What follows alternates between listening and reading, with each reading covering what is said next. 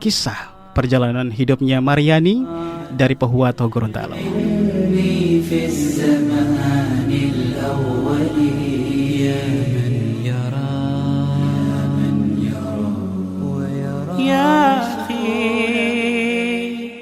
ادنو مني لا تدعني يا أخي يا شقيق الروح مني يا أخي يا ضياء قلبي ودربي يا أخي يا أخي يا أخي يا أخي.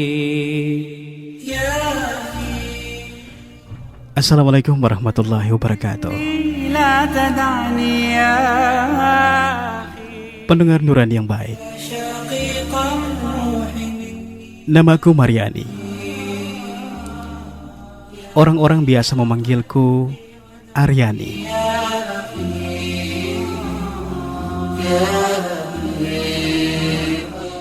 Ini adalah kisah perjalanan hidupku yang hingga hari ini masih belum lekang dari benakku. Sebuah kisah yang nyaris membuatku menyesal seumur hidup bila aku sendiri saat itu tidak berani mengambil sikap. Iya, sebuah perjalanan kisah yang sungguh aku sendiri takjub dibuatnya. Sebab aku sendiri menyangka bahwa di dunia ini mungkin tak ada lagi orang seperti dia. فجر طالع منه أبصرت طريق الجنة. Pendengar Nurani yang baik, tahun 2007 silam aku dipaksa orang tuaku menikah dengan seorang pria.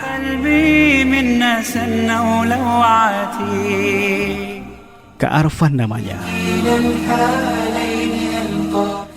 Kak Arfan adalah seorang lelaki yang tinggal sekampung denganku.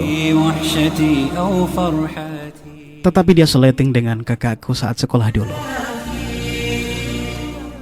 Usia kami terpaut 4 tahun. Yang aku tahu bahwa sejak kecilnya Kak Arfan adalah anak yang taat kepada orang tuanya dan juga rajin ibadahnya. Dan tabiatnya seperti itu terbawa-bawa sampai ia dewasa.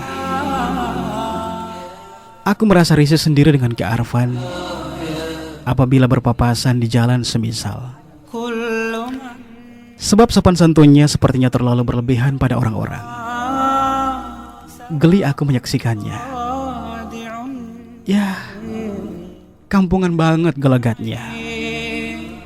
Setiap ada acara-acara ramai di kampung pun, Kak Arfan tidak pernah kelihatan bergabung bersama teman-teman seusianya. Pasti kalau dicek rumahnya, gak ada. Orang tuanya pasti menjawab, Kak Arfannya di masjid nak, menghadiri taklim. Dan memang mudah sekali mencari Kak Arfan. Sejak lulus dari pesantren Al-Khairat Kota Gorontalo, Kak Arfan sering menghabiskan waktunya membantu orang tuanya jualan. Kadang terlihat bersama bapaknya di kebun atau di sawah. Kadang sebagian teman sebayanya menyayangkan potensi dan kelebihan-kelebihannya yang tidak tersalurkan.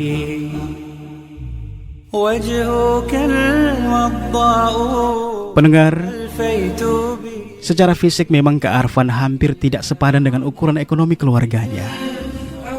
Sebab kadang gadis-gadis kampung suka menggodanya kalau Kak Arfan dalam keadaan rapi menghadiri acara-acara di desa semisal. Tetapi bagiku sendiri itu adalah hal yang biasa-biasa saja. Sebab aku sendiri merasa bahwa sosok Kak Arfan adalah sosok yang tidak istimewa. Apa istimewanya menghadiri taklim? Kurang pergaulan dan kampungan banget. Kadang hatiku sendiri bertanya, kok bisa ya? Ada orang yang sekolah di kota namun begitu kembali ke desa, tak ada sedikit pun ciri-ciri kekotaan melekat pada dirinya. HP nggak ada.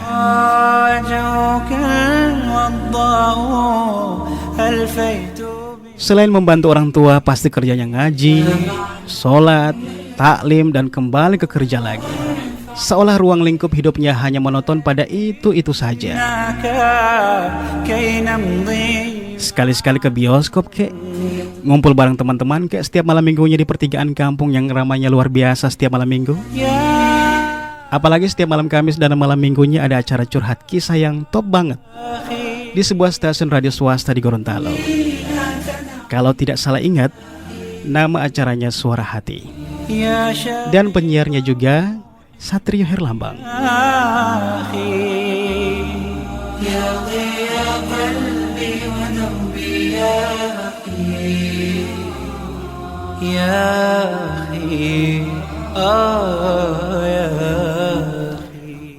Pendengar Nuran yang baik, waktu terus bergulir.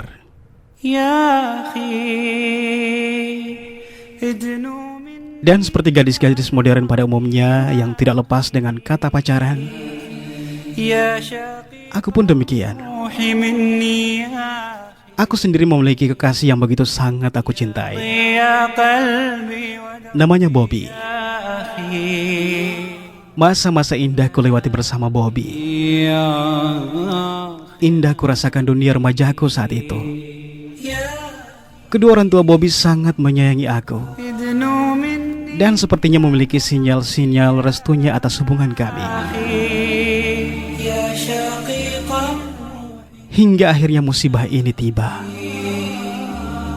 Aku dilamar oleh seorang pria yang sudah sangat aku kenal. Ya, siapa lagi kalau bukan si Cooper Kak Arfan.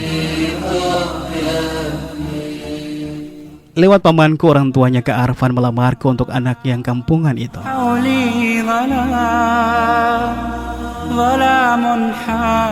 Mendengar penuturan mama saat memberitahu padaku tentang lamaran itu, kurasakan dunia ini gelap. Kepalaku pening. Aku berteriak sekencang-kencangnya menolak permintaan lamaran itu. Dengan tegas dan tidak berbelit-belit, aku sampaikan langsung pada kedua orang tuaku bahwa aku menolak lamarannya keluarganya Kak Arfan. Dan dengan terang-terangan pula aku sampaikan bahwa aku memiliki kekasih pujaan hatiku.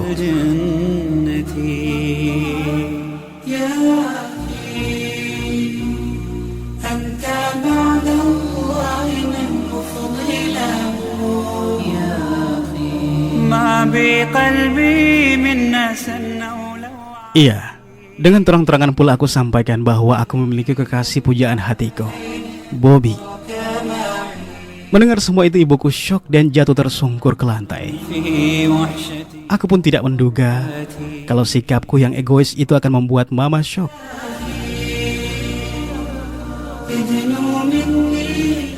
Baru ku tahu bahwa yang menyebabkan mama syok itu karena beliau sudah menerima secara resmi lamaran dari orang tuanya Kak Arfan. Hatiku sedih saat itu. Kurasakan dunia begitu kelabu. Aku seperti menelan buah si malakama, seperti orang yang paranoid, bingung dan tidak tahu harus ikut kata orang tua atau lari bersama kekasih hatiku Bobby.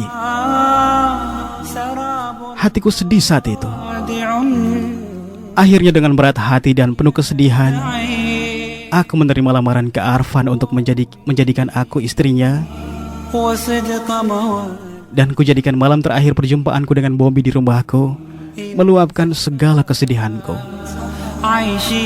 Jujur, meskipun kami saling mencintai, tetapi mau tidak mau Bobby harus merelakan aku menikah dengan Kak Arfan, karena dia sendiri mengakui bahwa dia belum siap membina rumah tangga saat itu.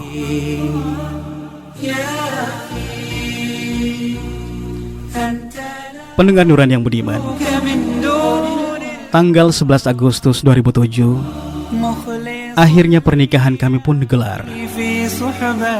Aku merasa bahwa pernikahan itu begitu menyesakkan dadaku. Air mataku tumpah di malam resepsi pernikahan itu. Di tengah senyuman orang-orang hadir pada acara itu, mungkin akulah yang paling tersiksa.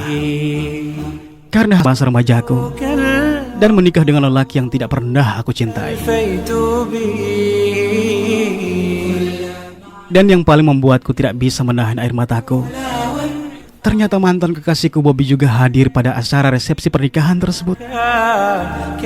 Ya Allah, mengapa semua ini harus terjadi padaku ya Allah? Mengapa yang harus jadi korban semua ini adalah aku?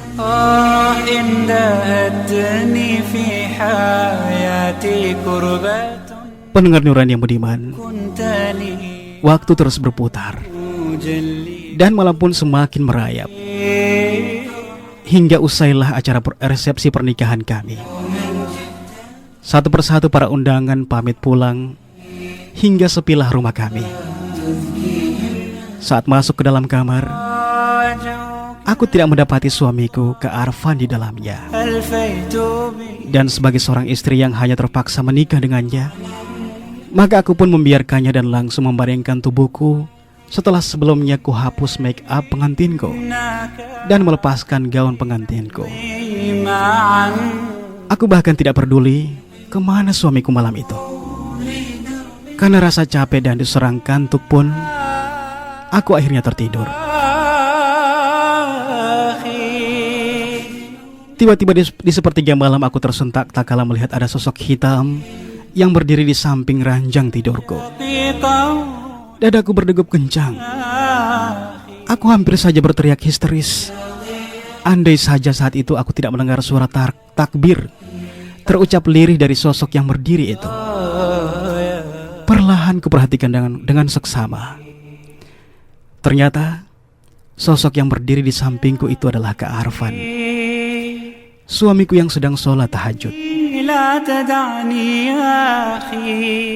Perlahan aku baringkan tubuhku sambil membalikkan diriku membelakanginya yang saat itu sedang sholat tahajud.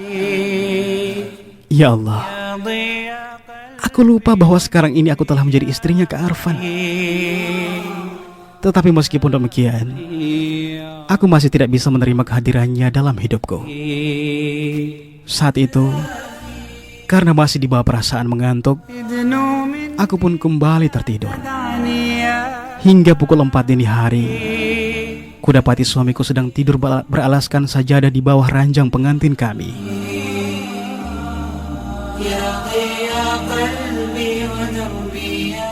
Dadaku kembali berdegup kencang tak kala mendapatinya. Aku masih lupa dan belum percaya kalau aku telah bersuami semalam. Tetapi ada sebuah tanya terbetik dalam benakku. Mengapa Kak Arfan tidak tidur di ranjang bersamaku? Kalaupun dia belum ingin menyentuhku, ya paling gak dia tidur seranjang denganku. Itu kan logikanya. Ada apa ini? Ujarku perlahan dalam hati. Aku sendiri merasa bahwa mungkin malam itu Kak Arfan kecapean, sama seperti diriku, sehingga dia tidak mendatangiku dan menunaikan kewajibannya sebagai seorang suami di malam pertama. Tetapi apa peduliku dengan semua itu? Toh aku pun tidak menginginkannya. Itulah gumamku dalam hati. Pendengar Nurani yang budiman, hari terus berlalu dan kami pun menjalani aktivitas kami masing-masing. Kak Arfan bekerja mencari rezeki dengan pekerjaannya, dan aku di rumah berusaha semaksimal mungkin untuk memahami bahwa aku telah bersuami dan memiliki kewajiban melayani suamiku. Ya, paling enggak menyediakan makanan buatnya. Meskipun kenangan-kenangan bersama Bobby belum hilang dari benakku, aku terkadang masih merinduinya. Semula aku pikir bahwa perilaku Kak Arfan yang tidak pernah menyentuhku dan menunaikan kewajibannya sebagai suami itu hanya terjadi pada malam pertama pernikahan kami. Tetapi ternyata yang terjadi adalah hampir setiap malam, sejak malam pengantin itu Kak Arfan selalu tidur beralaskan permadani di bawah ranjang atau tidur di atas sofa di dalam kamar kami. Dia tidak pernah menyentuhku walau hanya menjabat tanganku. Jujur, segala kebutuhanku selalu dipenuhinya. Secara lahir, dia selalu menafkahi diriku. Bahkan nafkah lahir yang dia berikan lebih dari apa yang aku butuhkan. عجبا Tetapi soal biologis, في شدة entah mengapa Kak Arfan tidak pernah sama sekali mengungkit-ungkitnya atau menuntutnya dariku. أنت لا Bahkan yang tidak pernah aku pahami, pernah secara tidak sengaja kami tabrakan di depan pintu kamar, صلي dan Kak Arfan meminta maaf seolah merasa bersalah karena telah menyentuh diriku. Ada apa dengan Kak Arfan? Apa dia lelaki normal? رفقا Kenapa dia begitu dingin padaku? نعم الرفق Apakah aku kurang di matanya?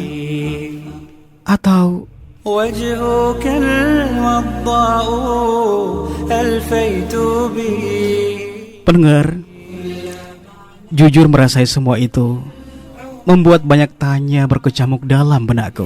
دليل Ada apa dengan suamiku? كيف Bukankah dia pria yang beragama dan tahu bahwa menafkahi istri lahir dan batin itu adalah kewajiban? Ada apa dengannya? Padahal setiap hari dia mengisi acara-acara keagamaan di masjid, يأتي begitu santun pada orang-orang dan begitu patuh kepada kedua orang tuanya. عونا Bahkan terhadap aku pun hampir semua kewajibannya telah dia tunaikan dengan hikmah. Tidak pernah sekalipun dia mengasari aku, berkata-kata keras padaku. Bahkan Kak Arfan terlalu lembut padaku. Tetapi satu yang belum dia tunaikan, yaitu nafkah batinku. Aku sendiri saat mendapatkan perlakuan darinya setiap hari yang begitu lembutnya, mulai menumbuhkan rasa cintaku kepadanya dan membuatku perlahan-lahan melupakan masa laluku bersama Bobby. Aku bahkan mulai merindukannya tak kala Kak Arfan sedang tidak di rumah. Aku bahkan selalu berusaha menyenangkan hatinya dengan melakukan apa-apa yang dia anjurkan lewat ceramah-ceramahnya pada wanita-wanita muslimah seharusnya, yakni mulai memakai busana muslimah yang syar'i.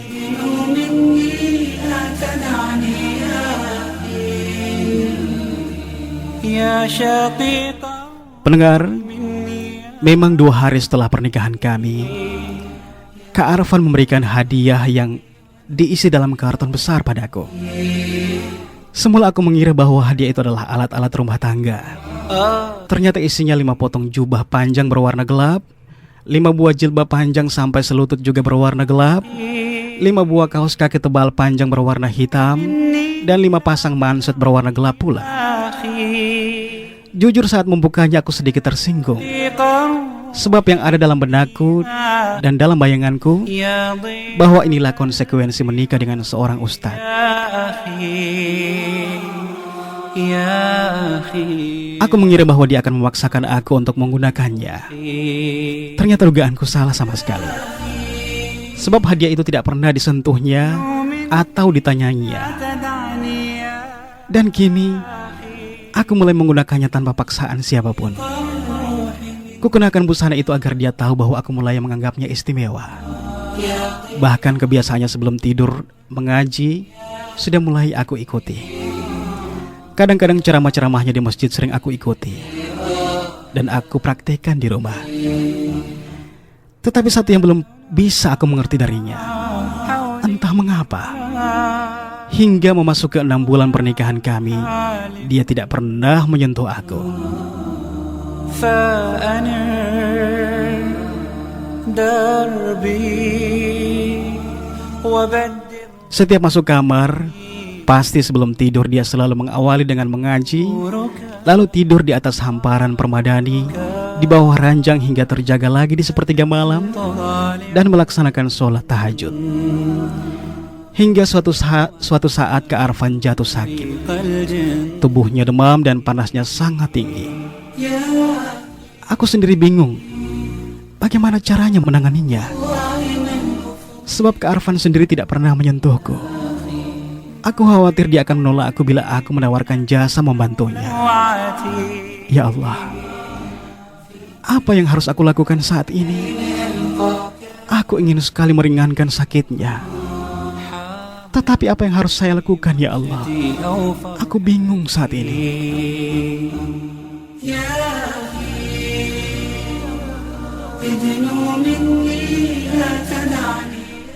Pendengar Nuran yang baik, malam itu aku tidur dalam keadaan gelisah. Aku tidak bisa tidur mendengar hembusan nafasnya yang seolah sesak Kudengar Kak Arfan pun sering mengigau kecil. Mungkin karena suhu panasnya yang tinggi, sehingga ia selalu mengigau. Sementara malam begitu dingin disertai hujan yang sangat deras dan angin yang bertiup kencang. Kasihan Kak Arfan. Pasti dia sangat kedinginan saat itu. Perlahan-lahan aku bangun dari pembaringan dan duduk kemudian menatapnya yang sedang tertidur pulas. Perlahan kupasangkan selimutnya yang sudah menjulur ke bawah. Ingin sekali aku merebahkan diriku di sampingnya atau sekedar mengompresnya dengan air hangat. Tetapi aku tidak tahu bagaimana harus memulainya. Hingga akhirnya aku tidak kuasa menahan keinginan hatiku untuk mendekatkan tanganku di dahinya untuk meraba suhu panas tubuhnya. Tetapi baru beberapa detik tanganku menyentuh kulit dahinya, Kak Arfan terbangun dan langsung duduk menjauh dariku sambil berujar.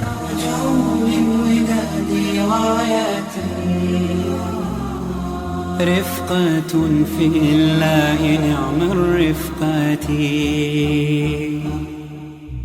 wajhuka Afwan, Dek. alfaitu Kau belum tidur? Kenapa ada di bawah? Nanti kau kedinginan. Ayo naik lagi ke ranjangmu dan tidur lagi. Nanti besok kau capek dan jatuh sakit. Pinta Kak Arfan padaku. Hatiku miris saat mendengar semua itu. Dadaku sesak. Mengapa Kak Arfan selalu dingin padaku? Apakah dia menganggap aku orang lain?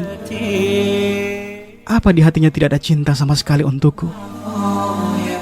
Tanpa kusadari air mataku menetes sambil menahan isak yang ingin sekali kuluapkan dengan teriakan. Hingga akhirnya gemuruh di hatiku tak bisa kubendung juga. Afwan, Kak. Kenapa sikapmu selama ini padaku begitu dingin? Kau bahkan tidak pernah mau menyentuhku, walaupun hanya sekedar menjabat tanganku. Bukankah aku ini istrimu? Bukankah aku telah halal buatmu? Lalu mengapa kau jadikan aku sebagai patung perhiasan di kamarmu? Apa artinya diriku bagimu, Kak? Apa artinya bagiku? Apa artinya diriku? Kalau kau tidak mencintaiku, lantas mengapa kau menikahi aku, Kak? Mengapa?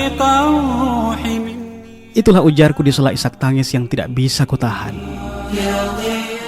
Tidak ada reaksi apapun dari Kak Arfan menanggapi galaunya hatiku dalam tangis yang terseduh itu.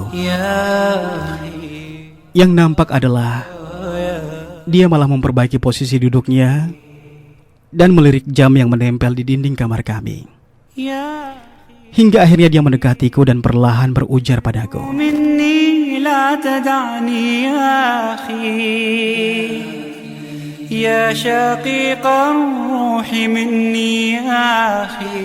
Dek,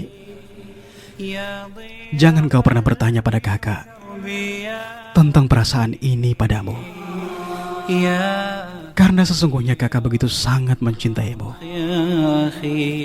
Tetapi sebaliknya tanyakanlah semua itu pada dirimu sendiri. Apa saat ini telah ada cinta di hatimu untuk kakak? Kakak tahu. Dan kakak yakin pasti suatu saat kau akan bertanya, mengapa sikap kakak selama ini begitu dingin padamu? Sebelumnya kakak minta maaf, Dik. Bila semuanya baru kakak kabarkan padamu malam ini. Kau mau tahu apa maksud kakak sebenarnya dengan semua ini? Ujar Kak Arfan dengan agak sedikit gugup.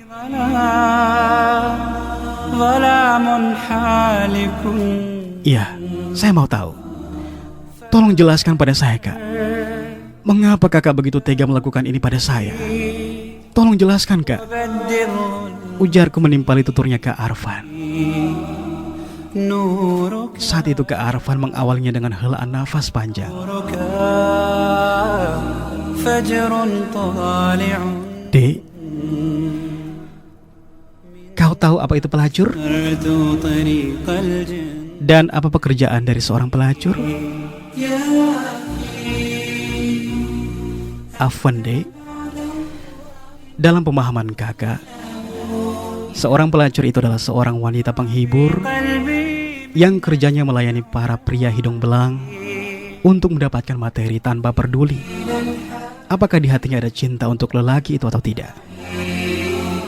Bahkan seorang pelacur terkadang harus meneteskan air mata شتي manakala dia harus melayani nafsu lelaki yang tidak dicintainya.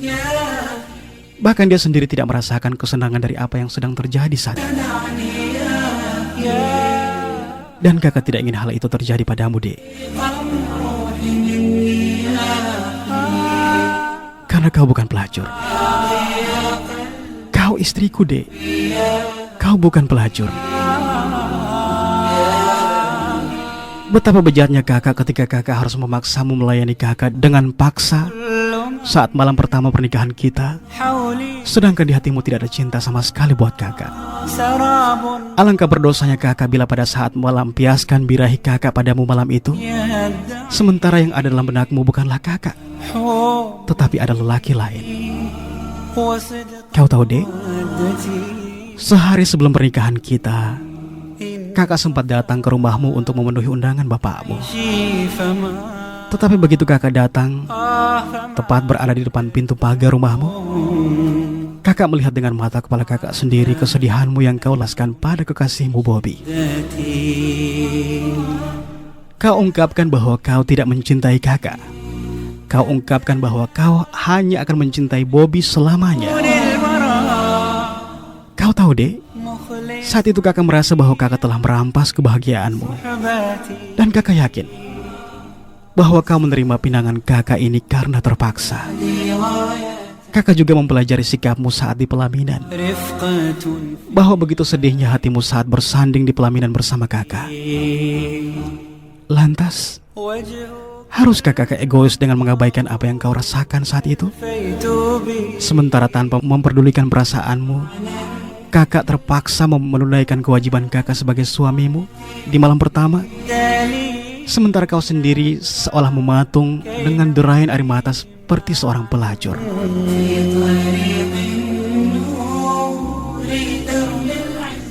Kau istriku, Dek. إن دهت Sekali lagi kau istriku. حياتي كربات Kau tahu, كنت لي عونا يجلي كربتي kakak begitu sangat mencintaimu. Dan kakak akan menunaikan semua itu manakala cinta di hatimu telah ada untuk kakak, agar kau tidak merasa diperkosa hak-hakmu, وجهك agar kau bisa menikmati apa yang kita lakukan bersama. المكتوب